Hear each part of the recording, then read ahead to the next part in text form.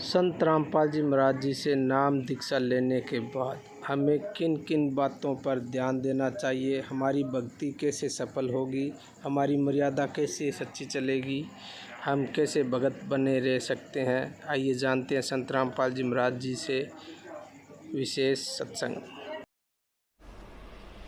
परमात्मा कहते हैं कि मुझे ऐसे ही अच्छे नहीं लगोगे यदि तुम ऊपर से तो कबीर साहब करते रहो, अब कबीर पंथी हैं, कबीर साहब के मानने वाले, अंदर से सारे देवताओं की पूजा करते रहते हो।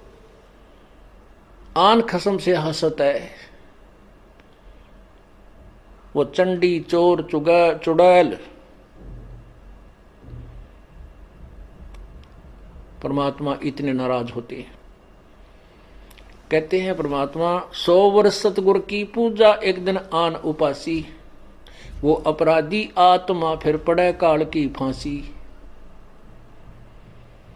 100 वर्ष तो ये साधना करते रहना जो हम आपको बता रहे हैं, और एक दिन अन्य पूजा कर लेना। परमात्मा कहते हैं वो अपराधी आत्मा पड़े काल की फांसी। तो ऐसी गलती क्यों करेंगे हम?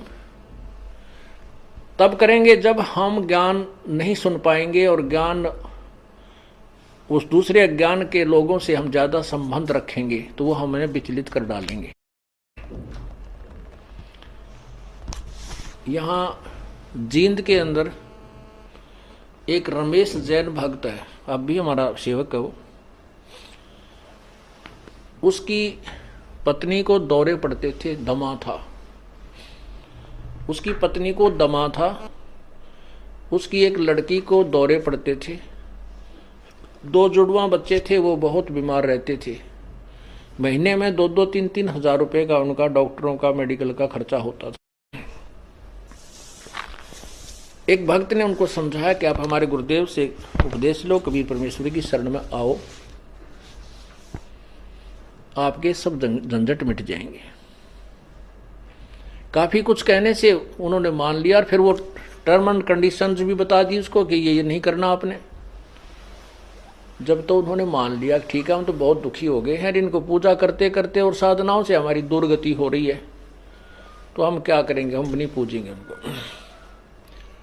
उन्होंने उपदेश ले लिया। उपदेश लेने के बाद उस बहन के 2-3-4 महीने तक कोई दमा नहीं, लड़की का दौरे पड़ा करते, उसका कोई दौरा नहीं, बच्चे स्वस्थ हो गए। वो तो इतनी खुशी मनाई, ओहो हे भगवान, भगवान मिल गए हमें। तो परमात्मा कहते हैं पर्वत पर्वत में फिरा, कारण अपने राम, राम जैसे संत मिले जिन सारे सब काम। अब क्या हुआ कि उसने वो 3-4-5 महीने के बाद ये गुग्गा पीर का दिन आ गया,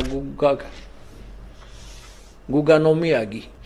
उसकी पड़ोसन आई, कहने लगी है कमलेश, और गुग्गा की पूजा नहीं करी तूने? वो बोली ना, हम ना करा कर, हमने छोड़ दी, मारे तो जो ना गुरु का नाम ले लिया।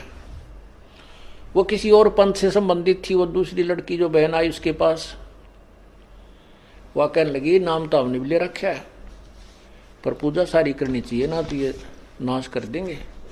उनका फलाना करना ना, वो अपने पंथ के उसके विषय में बताने लगी कि ऐसे उसने हमारे पंथ का है कि उन्होंने ये पूजा छोड़ दी थी, उनका एक का बेटा था वो मर गया, अब तो भाई सारी पूजा करते हैं, और भी वो भी करने लग गए। तो वह डर गई कि कदे भाई सतयुगा पीर दुखी कर दे। उसने वो पूजा पाजा अपनी कर दी। पूजा कर दी तो अगले दिन वो लड़की तो दौरा पड़ने लग गया। उस कमलेश ने सांस नहीं आवे, दमा हो गया, न्यू का न्यू, और दोनों लड़कों की तबीयत खराब है। अब उस सेठ लाला जी को पता नहीं था रमेश को क्या गड़बड़ कर रही है नालायक। वो घर पे आया और वो कहा ऐसा स्थिति फिर होगी। उसने उस भगत से संपर्क किया कि भाई मारा तो फिर होगी भाई बात, कोई फायदा नहीं हुआ। वो बोला भाई ऐसे कैसे हो सकता, 2-4-5 महीने तेरे ऊपर ऐसा मेहर बख्शी है, आज कैसे नहीं हो सकती है, कैसे मानूं मैं तेरी बात, अब देख ले चाल। वो दोनों आगे वो दोनों आगे तो क्योंकि हमें पता है कि परमात्मा की मर्यादा भंग होने से ही काल प्रवेश कर जाता है। या तो सीता के चारों तरफ जो लक्ष्मण ने रेखा खींची थी ना, ये लक्ष्मण रेखा समझ लेना मर्यादा भगवान की, और इसको तोड़ते ही या दुर्गति शुरू हो जाएगी जो सीता की हुई थी। अब वो राम कोई बौड़ा नहीं था जो लक्ष्मण ने ये कहा तू या तो आइए मत भूल कर भी, रावत इसको चारों तरफ ये मंत्र पढ़ कर या रेखा खींच देना। अब सीता अपने आप में सियाणी बन गई।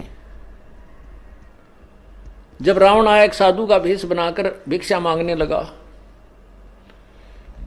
तो सीता ने कहा कि आ जाओ महात्मा जी, ले जाओ भिक्षा ले जाओ। अब जो ही वो निकट आया उस रेखा के, तो उसमें लपट निकली, रावण 10 कदम दूर खड़ा हो गया। तो उसने कहा कि माई भिक्षा देनी है तो बाहर आकर दो, नहीं तो हम नाराज हो जाएंगे, ये कर देंगे। इसमें तुमने पता नहीं क्या मंत्र पढ़ रखा, ये मुझे आगे नहीं आने दे रही। अब सीता जी ने सोची कि बिजली पड़े साधु तो है, 1 मिनट में देकर आटा डालकर वापस आ जाऊंगी। तो या तो उसकी नालायक सोच थी अपनी, जबकि वो महापुरुष कह के गए थे से बाहर मत निकलना रही, साधु है तो अपन आ जाएगा अंदर। यदि ये साधु है तो इस लक्ष्मण रेखा को पार करके आ जाता। तो साधु भी कहाँ है वो, इस रेखा से डर गया। तो उसने ऐसा ही किया, मर्यादा भंग कर दी, लक्ष्मण रेखा उल्लंघ गई। फिर देखो क्या दुर्गति हुई, रावण उठा ले गया। 12 वर्ष तक उस रावण के बाग में बिरान मट्टी हुई।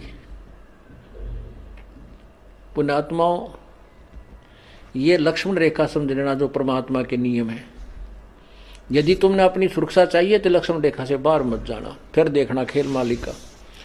तो उसने क्या हुआ कि वो कहने लगा भाई तुमने कोई और पूजा की है। रमेश बोला ना बिल्कुल नहीं, कति नहीं कर दिया, हम तो छोड़ दी सारी उस दिन। अब उसके गले उतरा नहीं उस भगत के कि तो हो ही नहीं सकता, जब तक हम मर्यादा नहीं तोड़ेंगे तो यह हानि नहीं हो सकती। यह हमारे भगवान का नियम है। तो वह लड़की, उस रमेश ने पूछा उस कमलेश से कि वो घर में रहती है, कि तुमने कोई और पूजा की? वो बोली ना, मैं क्यों करूँ थी। वह डरती ना बतावा कर तरही थी कि भी गड़ेगा, सोमा होगा, गुस्सा होगा। तो भक्त यूं कह रहा था जी मैं वैसे ही घूमतू ऐसे ऐसे बाहर न निकल गया, परमात्मा ने भेज दिया। तीसरा दिन था वो, जैसे आज गुग्गा नवमी थी, 10वीं न उनकी ब्रह्मटी होगी, एकादशी को वो वहां गया। तो घूमता घूमता पीछे को चला गया। बरंडे के साइड में, एक पिछली साइड में बरंडा था, बरंडे से रसोई के पीछे, रसोई बरंडे के अंदर खुला थी, पीछे उसके खाली स्थान था, वैसे नीचे कच्चा। वहां क्या देखा कि एक थाली रखी पुरानी सी, और उसमें 2-4 जोत सी लगा रखी है आटा बना के। तो उसने कहा कि आ भाई रमेश आजा दिखाऊं तेरे को, ये क्या है।